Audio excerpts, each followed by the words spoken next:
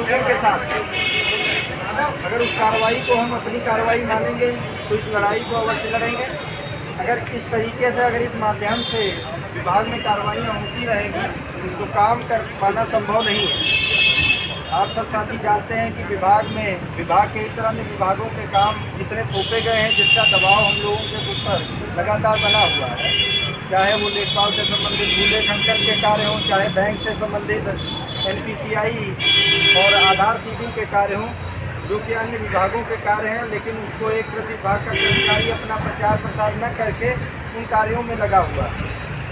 जबकि हमारा दायित्व है वो किसानों की आय को बढ़ाना है और उनको प्रचार प्रसार के माध्यम से नई नई तकनीकों को उनके तक पहुँचाना है।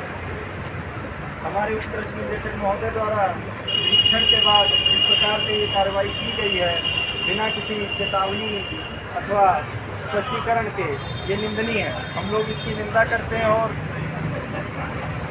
भर्त्सना करते हैं। इस प्रकार की कार्रवाइयाँ अनुचित हैं जो हमारे कर्मचारियों पर मानसिक पीड़न बनाती हैं, उन पर मानसिक दबाव बनाती हैं, जिससे उनका शोषण जो है होता है, वो गलत डिसीजन लेने में अपने आप में सभी साथी एक दूसरे के साथ खड़े हैं।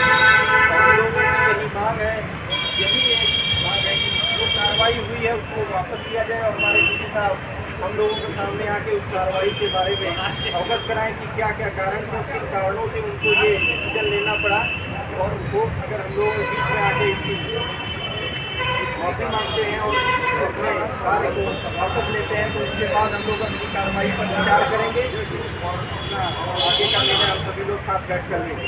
सुनील, तुम संघर्ष करो, हम तुम्हारे साथ हैं। सुनील, तुम संघर्ष करो, हम तुम्हारे साथ हैं। जिला सेवा संघ जिंदाबाद, जिंदाबाद, जिंदाबाद। कर्मचारी एकता जिंदाबाद, जिंदाबाद, एकता जिंदाबाद, जिंदाबाद। तानाशाही नहीं चलेगी, नहीं चलेगी।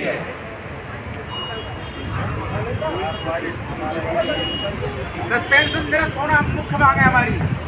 विचार की पूरी कार्रवाई थी, उनके खिलाफ में तो कार्रवाई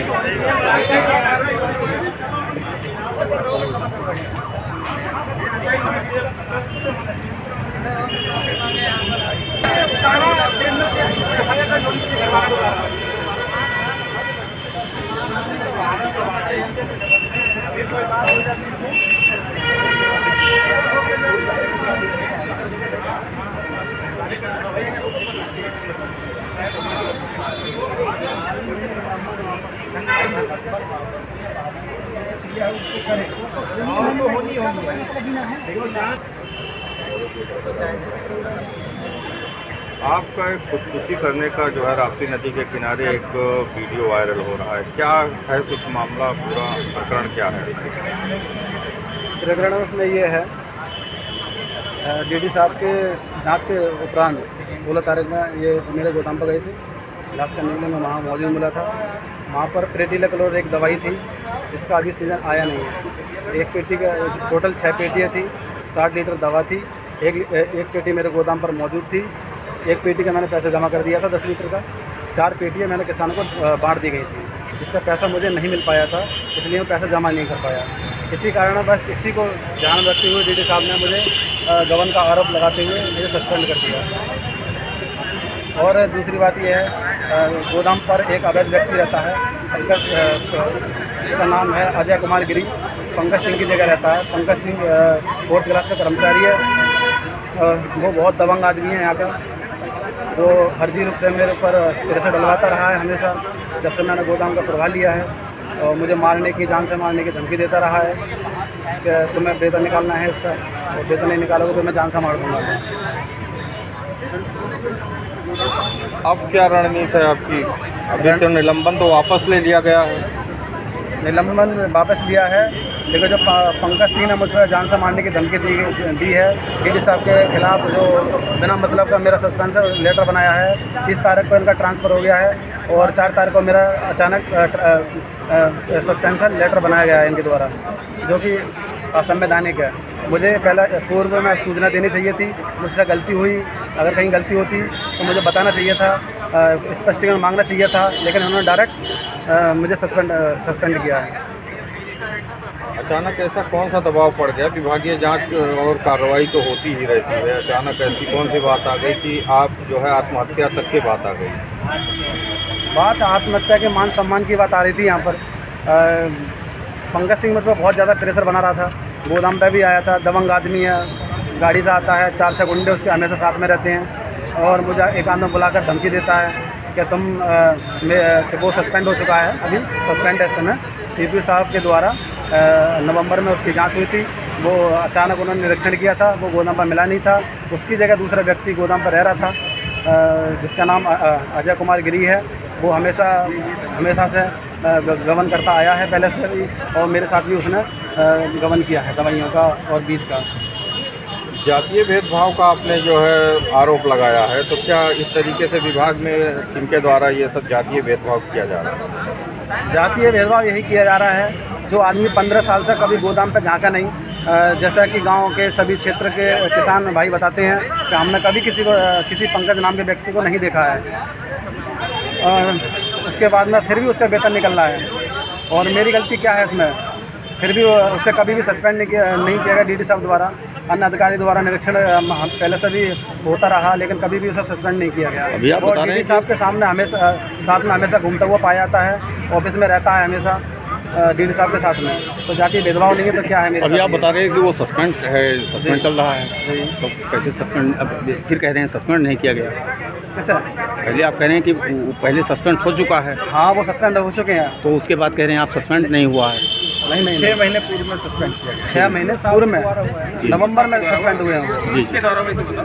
पीपीओ सर इंद्र सिंह गौतम के द्वारा। जी। अब आपकी क्या मांगे हैं? क्या जैसे सस्पेंशन वापस ले लिया गया, आप लोग सब इकट्ठा हुए हैं पूरे सारे कर्मचारी, तो क्या आपकी रणनीति होगी? क्या आप चाह रहे हैं, क्या मांगे? मेरी रणनीति ये है डीडी साहब के खिलाफ कार्रवाई हो। उन्होंने अवैध तरीके से मुझे फंसाया है, मेरे ऊपर प्रेशर डाला गया है। पंकज सिंह को नौकरी से बर्खास्त किया जाए। इतनी सैलरी उसे मिली है, वो उसकी रिकवरी कराई जाए, जिसमें सभी क्षेत्र के किसान भाई से आप जांच करा सकते हैं उस चीज़ की। और मेरे लगभग 10 कर्मचारी हम लोग नए आए थे वहाँ पर, वो भी सब इसी बात को जानते हैं। 1.5 साल पहले हमारी लगभग ज्वाइनिंग हुई है, वो सब जानते हैं। उन्होंने कभी किसी ने उस बंदे को नहीं देखा है वहाँ पर। आप अपनी मांगे मंगवाने के लिए कितना कुछ संघर्ष करेंगे? मैं अपनी मांगा मनवाने के लिए अपनी जान की बाजी भी लगा सकता हूँ। मैं आत्महत्या कर लूँगा अपनी, अगर ये नहीं हुआ तो। इसे सस्पेंड तो वापस हो गया आपका, आपकी मांगे थी? बात सस्पेंड की नहीं है, मेरे साथ ऐसा हो रहा है, कल किसी और के साथ करेंगे ये लोग। आज मेरे साथ हुआ है। शाहजहाँपुर में ऐसे एक आदमी मर गया, वहाँ शाहजहाँपुर में मार के आए उस सूत्र से ये भी पता चला है कि शाहजहाँपुर में डीडी साहब के द्वारा एक 4th क्लास का कर्मचारी मारा गया, उसने आत्महत्या कर ली इनके प्रचार के द्वारा। आज ये स्थिति मेरे साथ है, मैं भी आत्महत्या कर सकता हूँ अगर मुझे इंसाफ नहीं मिला तो। सर, आपके ग्राउंड में एक धरना प्रदर्शन चला, आपके कर्मचारी द्वारा आरोप लगाया जा रहा है जातीय भेदभाव का कि हमको प्रताड़ित किया गया और बिना किसी नोटिस के, बिना किसी स्पष्टीकरण के हमको सस्पेंड कर दिया गया। उस पर आपका क्या कहना है? और एक बात किया गया कि जैसे पंकज सिंह नाम का कोई कर्मचारी बहुत चहेता आपका है, वो ज़्यादा धमकी वगैरह दे रहा है, उसके खिलाफ कोई कार्रवाई नहीं की गई, ये क्या है?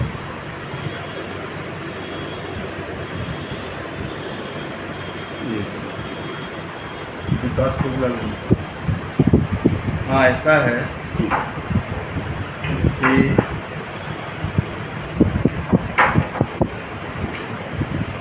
कार्मिक जो है कोई जात नहीं होती।